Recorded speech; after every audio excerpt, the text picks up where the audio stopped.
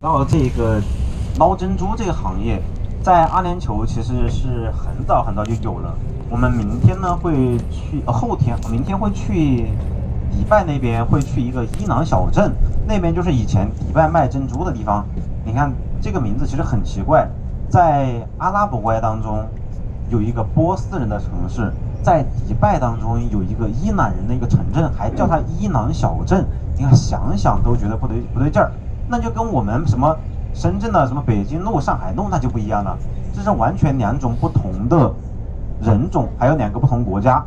你看会有这样一个名字，本身就很奇怪。那为什么会叫这样一个名字呢？实际上啊，在很早的时候，阿拉伯人啊就开始去做贸易了。但是还有一个更早的人和中国去做贸易，那就是波斯人。大家应该知道这个哈，波斯和中国的这个渊源是非常非常深的。大家应该都看，可能还有很多朋友看过一部电视剧，是金庸先生写的这个小说，就是《倚天屠龙记》，看过没有啊？拜火教。哎，对，这个里面有一个明教教主张无忌哈，这个张无忌，那这个张无忌哈，他是属于明教的这个教主。那明教呢，就是从波斯传过来的，那传入我们中原之后改叫明教的。那之前他们有叫这个明教的这个圣物圣火令，对不对？那其实就源于波斯的这个拜火教哈，拜火教。那最早他们是和中国做贸易往来很多，往西方国家也走了很多。在这个期间，阿拉伯人哈就已经在这边去立足，开始做贸易了。刚开始呢，卖的比较多的就是这个珍珠卖出去。他们捞珍珠是很不容易的，跟大家讲一下这个珍珠的形成。在全世界哈，在全世界大概有10万种贝壳，10万种贝类，能够产生珍珠的只有几十种。您算算这个概率。千分之几，对不对？千分之几的一个概率。然后你这还不是最重要的，你还继续往下算。如果要以前自然生长一颗珍珠有多困难呢？在这10万种贝类里面的那几十种，当它们把蚌壳外面的壳保护的壳张开进食的时候，这个时候才有机会去形成。怎么形成？比如说有一粒沙子刚好进入它的身体里面，那刚好这粒沙子从它身体里面排不出去，进入它这个肌肤里面。大家知道那个应该打开过蚌壳吧？里面的肉是很软很嫩的，对不对？就是这个地方。那这个时候呢，珍珠哈会进入一个自我保护期，打开一个保护机制，就是产生珍珠质，那就是白色的硬的，一层一层去包裹这个沙粒，一层一层的包裹，需要多久呢？最短1年的时间能够形出这么一点点一个小粒珍珠，就这么一点点哈，真的是豆子大一个，还是小豆子大，这样一个小珍珠，那需要成熟到我的小拇指哈，大概这么大一个豆豆，大概需要5年的时间。而且并不是每一个蚌壳都有命活到5年或者2、3年，可能很短就已经去世了。那还有就是这个珍珠产出来并不是每一颗都是珠圆玉润的，大多数情况下椭圆的、扁的、三角形，各种形状，但是都带一点圆的这种弧的这种趋势哈。基本上在2000颗里面才能找出来1颗这样珠圆玉润的珍珠。你想想这概率又多低了？那你要找出100颗或者20颗这么大小的珍珠，你得用多少颗珍珠，撬多少个蚌壳才能找出来？所以珍珠的价值很高。中国有一个词儿叫做珠宝，对不对？这个珠宝的珠说的什么珠啊？说的就是珍珠哈。我们以前老说什么东海龙珠啊、西海龙珠，说的其实就是这个珍珠，蚌壳里面出来的这个珍珠。你要想长到那么大的，电视里面来不来？动不动就一个鸡蛋大小的珍珠，上哪里去找，对不对？很难形成哈，定位信号几乎是没有的。所以以前啊，在中国去买珍珠，那是非常非常有钱、非常非常有权势的家庭才能买到这个珍珠啊。在以前古代的时候啊，是富贵、财富、权势的一个象征。那阿拉伯人以前就是做这个贸易的，但他们以前自己不会做，没有经验，没有合作伙伴，也没有尝试过，所以他们呢会把大量的珍珠采捕到之后，把这个珍珠交给谁呢？交给伊朗人，卖到伊朗人。伊朗哪里呢？伊朗有个地方叫做巴斯塔 K 这样一个地方，卖到这个小镇去，这个珍珠从这里开始售卖。这也是之前全球最火的卖珍珠的一个小镇哈，一个小镇巴斯塔 K。那后来呢，这个阿联酋人慢慢的就发现，这个珍珠其实我自己也可以卖的，我不用交给你伊朗人，所以他后来慢慢的就开始自己做这种集成化的一个贸易就是集中的一个贸易，把这个迪拜河的一个边上一块区域专门用来做这个珍珠贸易，于是就命名它巴斯达 K。那想呢，这个巴斯达 K 呢和伊朗不是一样的一个名字，也不合适，于是叫它巴斯达 K 呀，就加了一个字母巴斯达 K 呀，就多了这样一个字母。之后就开始大量的这边卖珍珠，所以有人会亲切的去称呼这个地方叫做伊朗小镇，因为它的名字跟伊朗是一模一样的，除了多一个字母，发音几乎一模一样就它伊朗小镇。那是刚刚也就跟他聊了阿拉伯人去做这个珍珠这个事情去卖珍珠，去养珍珠。那刚开始呢，他们是没有养珍珠这个技术的，都是一样的从海里面去捞出来，再去取珍珠，再去卖。那这个时候你有的珍珠会更少一些，但是品质很高。到这个时候呢，日本大概在20世纪19世纪左右他们就搞出来了人工养殖珍珠，那就成大规模成型的集团化的这样一个珍珠规模了，一条线都有真的是一条龙一条龙。从这个珍珠开始的小的一个养殖，到珍珠乳品、珍珠售卖等等。结成一圈，形成了一个产业生态链形成这样一个，那阿拉伯的珍珠自然就站不住了。为什么呢？这个人工养殖的珍珠形成的速度非常快，基本上只要1年就可以长到这么大一颗，而且很多都是珠圆玉润的这种珍珠，都是这种圆圆的，因为它数量多呀。再一个就是它可以弄一个小珍珠放进去，让贝壳直接形成，不用经过沙子形成的一个过程，所以它会更快一些。数量也会更多一些，然后形状也会更圆一些。但是有一个问题跟大家说一下，你去看的时候你会发现，像人工养殖的珍珠，基本上1年左右成型，戴几年之后它会发黄的，大家说我买的是金珠，那金珠不发黄金珠本来就是黄的，但是它那个发黄还是有区别的。那么白珠你就明显可以看出来，但是自然形成的珍珠，它的质感是非常好的。那你要怎么看呢？它的密度比较高。但是不意味着它更重因为它形成的时间更长。这个时候需要拿这个放大镜，很高度数的放大镜，你才能看到它们一个区别。肉眼去看几乎是看不出来的。但是这个日本养殖的人工珍珠价格很便宜，因为它的大家也知道这个商品的价格决定于价值，对不对？商品的价值，那么价值决定于社会必要劳动时间。它的单体的一个劳动时间会减少一些，它形成一个大的规模，就变成了一个社会的劳动时间了变成一个社会劳动时间。那所以这个时候它的价格就下降了。那你花1000块钱可以买到一串珍珠手链，虽然它是人工养殖的，你可能要花几万块钱才能买到一串自然形成的珍珠手链。而且它还不是每一个的大小都一样，每个都长得一样，它并不是这样子，可能还有一些区别。那很多人想，我可能为了装饰呢，我就买这个人工养的就已经足够了，反正戴一段时间就不戴了，这样子，所以他会选择便宜的。那这个时候阿拉伯的珍珠就会受到一个很大的冲击。那迪拜也发现了不对劲，所以慢慢的去跳出了珍珠以外的一个行业，去做其他的一个贸易还有就是扎哈德先生统一的国家之后，大力做基础设施建设。做了更多的一个贸易，拉斯海马这边没有迪拜那么得天独厚的条件，也没有那么多好的港口，也没有那么好的一条迪拜河，所以他们只能靠珍珠行业，它也没有石油，继续去发展，继续去生存但是这边的珍珠真的都是很好的珍珠，像这么大一颗人工养殖的，现在海水人工养殖的珍珠，这么大一颗大概是400块钱他们就分等级也是分等级的 A、B、C、D 这样一个等级，大家应该知道那后来呢，日本的珍珠就发展壮大，也是为他们发动这个战争提供了很多的这个财力那再到后来呢，基本上到战争结束。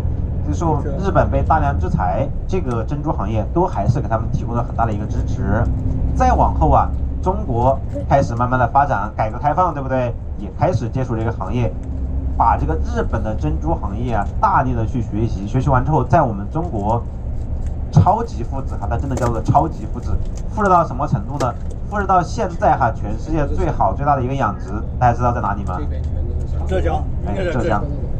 诸暨哈，诸暨哈，非常非常火爆哈，做这个珍珠。那阿联酋呢，目前只有纳斯海马哈去做这个珍珠，但是海水和淡水的珍珠也不一样哦，也有很大的一个区别哈。很显然，海水会更加好一些哈。不说淡水好吗？这边都没建造什么的，淡水没有，全是山的。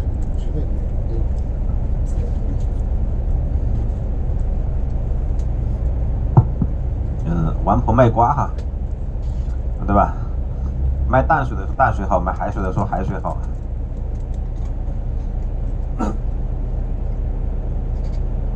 这个就是他们的珍珠养殖的行业哈。阿拉伯地区以前他们的一个人均寿命是非常短的，他们一个阿拉伯人哈，可能也就是平均寿命也就是20多岁、30来岁的一个平均寿命。第一个呢，在这边的环境非常的恶劣。气候也很恶劣，很难去生存哈。再一个呢，就是他们作为游牧民族也是这样的，很危险哈。还有就是他们养殖珍珠也有很大的关系。以前是采珍珠嘛，他们是基本上没有什么防护措施。但是大家会发现哈，他们有一个网兜是必备的，还有一个东西哈，就是一个石头绑着一根绳子，那个是矿石，让他们更快的、更好的去沉入到这个海底去的。那海底可能有各种各样的一个危险哈，包括哈上面。一个人放下去，他身上拴了一根绳子。这个船上面呢，还会有一个人拉着一个绳子。要是船上这个人吊儿郎当，抽根烟、喝杯茶的功夫哈，可能下面那个人就没有了。这就是什么阿拉伯人哈，对，很少会去抽烟，很少会去抽烟，但是也抽烟哈，很少会去抽。所以他们必须还是绑定的最亲的这种关系，比如说父子关系、兄弟关系，一起去出海去采集珍珠哈。但也可以有一群的工友一起去采集这个珍珠哈。这会儿大家可以打开窗帘或者打开你的眼睛，看看我们的车辆的正前方哈，你会看到这个纳斯海马巍峨的秃山哈，光秃秃的山。哇！定位信号丢失。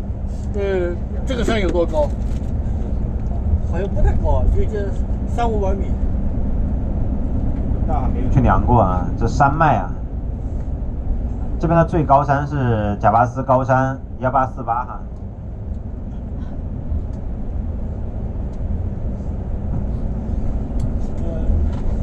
他们采珍珠跟那个辽宁大连那边，采海参，他们也是这么干的。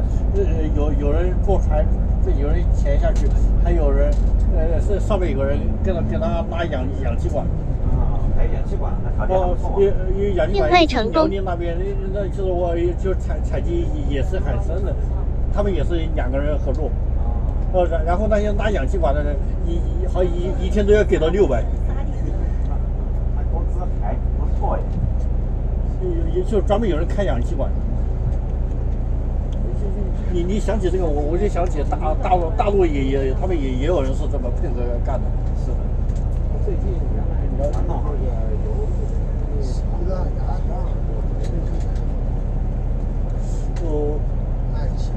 因为他们打氧气，他们就会是下海下的深嘛。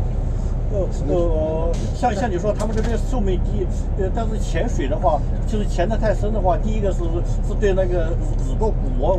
对鼓膜会有影响，第二个就是潜水封闭，就对人的肺有影响。就是你潜得太深的话，人的肺受不了。其实你要懂潜水的话，你会知道下降30米之前和下潜30米之后完全是2个世界。30米之前都还好，没有什么潜水病，到30米以下就容易出现潜水病。潜水导出的这个氧中毒之类的东西是很容易出现的。潜水深度不一样，他们不会潜到那么深去，连个氧气瓶都没有潜那么深，不找死吗？都是浅海区域。现在不用浅海，都是人工养殖。还有就是像那个赤道里面，赤道里也有说，我看纪录片的时候说有些人说他们有伙人可以潜得很深，但潜水他们一潜下去会把那鼓膜给搞坏，然后说当地人听力都有问题。对，没有什么防护。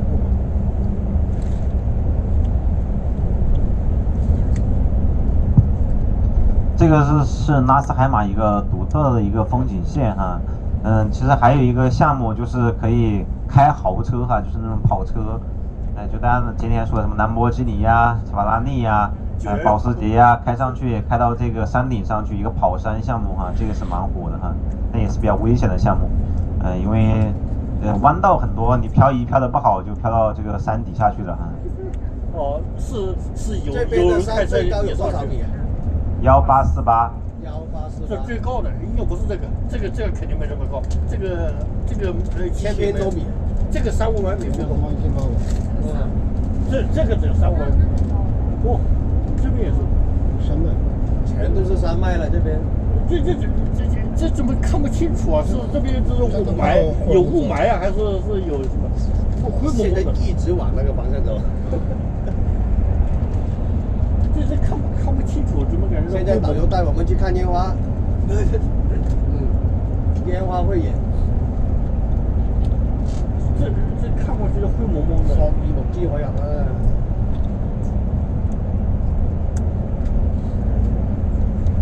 灰蒙蒙的。这个山哈是连到了阿曼那边哈，这个山脉哈。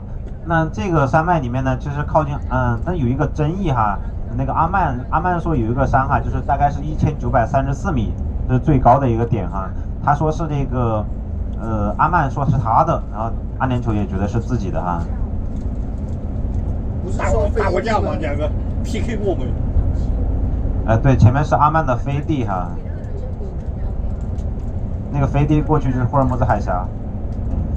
但刚刚有听到大家说这个看不清哈，你把那个窗帘打开，你看那左手边那个太阳看不看得清？是不是也会有一点感觉，就是有点昏昏的感觉啊？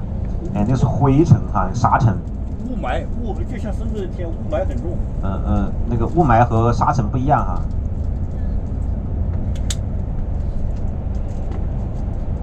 证明这边的海风朦朦胧胧。实话，很显然，这个雾霾需要借助这个水蒸气哈，才能够在空中凝结哈，凝结成漂浮在空中。这边要是有那么丰富的水蒸气的话，它的降水就不会少了。下场大雨就好了，下一场大雨就看不清。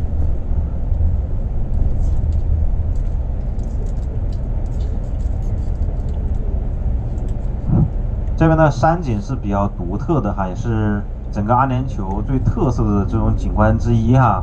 我们经常会到纳斯海马这边来看山哈，当然过来看山的途中一定会先去那个乌姆盖万那边去买酒，这边买酒比较方便一些哈。现在去不去啊？现在不去。那个买酒的点在我们行程表上吗？啊？买酒在我们行程单上吗？可以加。好，那可以谈嘛？可以谈。一会儿把这个大巴车租给你，就少收一点吧，就把剩下的500美金租给你，就是今天任你支配，好不好？好，正好有500美金，是不是？你算错了。话不少了，昨晚没少造。这一个山可以还有500美金嘛，是不是？来看这条公路哈，那么过去，其实这么过去的话，可以到达这个阿曼那边哈，那个哈塔那边，再过去阿曼那一边。阿曼是有飞地在阿联酋的，阿联酋也有飞地在阿曼那边哈，他们都有小区域，就是因为以前这个部落的原因哈，有些部落会选择加入阿联酋，有的部落会选择加入这个阿曼哈。可以不同的选择，导致了他们这个飞地特别多哈。然后你看这个山的时候，你会发现上面鲜有植被哈，就很少会有植被哈，基本都是光秃秃的，土壤呢也不深厚哈，基本上也都是沙和石。这边其实是最怕下雨的，这种山一旦下雨之后，这个洪水爆发啊，没有泥石流啊，主要是洪水爆发哈。哇，这个山没有水土保持，一下雨的话非常恐怖的洪水。哇，这边就跟那个四川那个稻丁差不多，稻田压地，山上一棵树都没有。它是太高了哈，海拔的原因啊。哦，稻丁是海拔高，这边零零稀稀有点草。